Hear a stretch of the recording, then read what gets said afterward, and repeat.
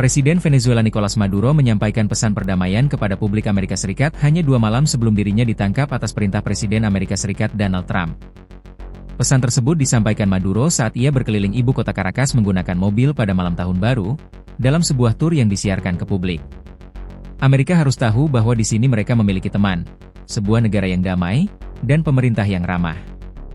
Pesan kami sangat jelas. Tidak ada perang, ya untuk perdamaian, kata Maduro, seperti dikutip dari The New York Times, Minggu, 4 Januari 2026. Pernyataan itu mencerminkan upaya Maduro dalam beberapa bulan terakhir untuk menampilkan citra dirinya sebagai pemimpin yang cinta damai.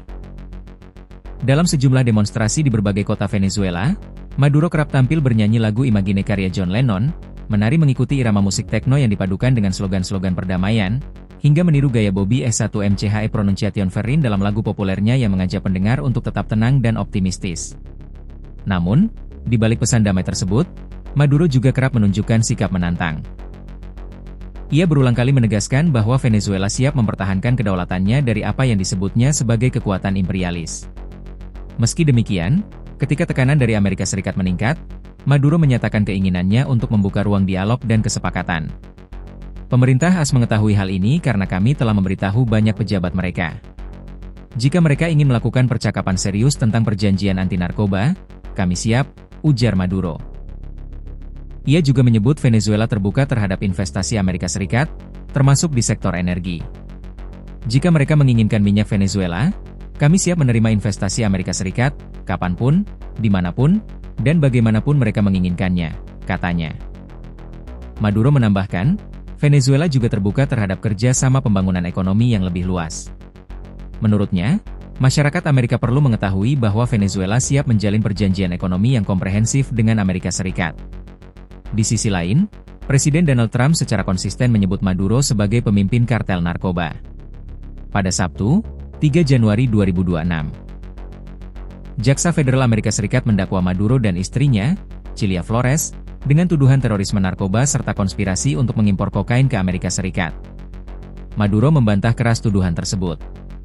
Ia menyatakan bahwa pemerintahannya justru aktif memerangi jaringan narkotika, khususnya yang berasal dari Kolombia.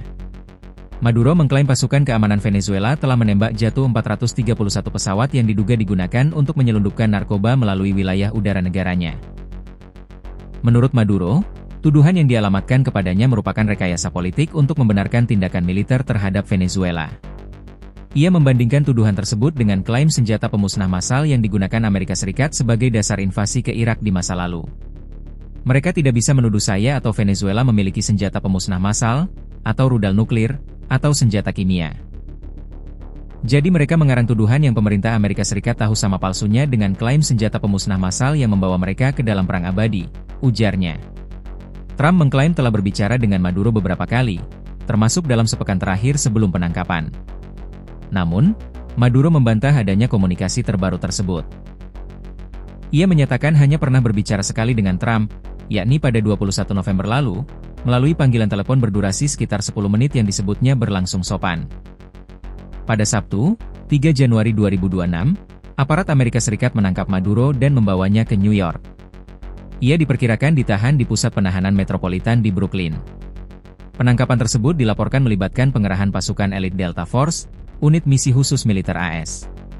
Maduro dan istrinya disebut dibawa menggunakan kapal sebelum dipindahkan ke pesawat yang kemudian mendarat di Pangkalan Garda Nasional Udara Stewart, New York. Hingga kini, pihak Venezuela mengecam penangkapan tersebut sebagai tindakan ilegal dan menyebutnya sebagai penculikan. Penangkapan Maduro terjadi di tengah rencana pribadinya menyambut tahun 2026. Dalam jam-jam terakhir tahun 2025, Maduro menyampaikan pidato yang menyebut tahun baru sebagai tahun tantangan besar bagi Venezuela.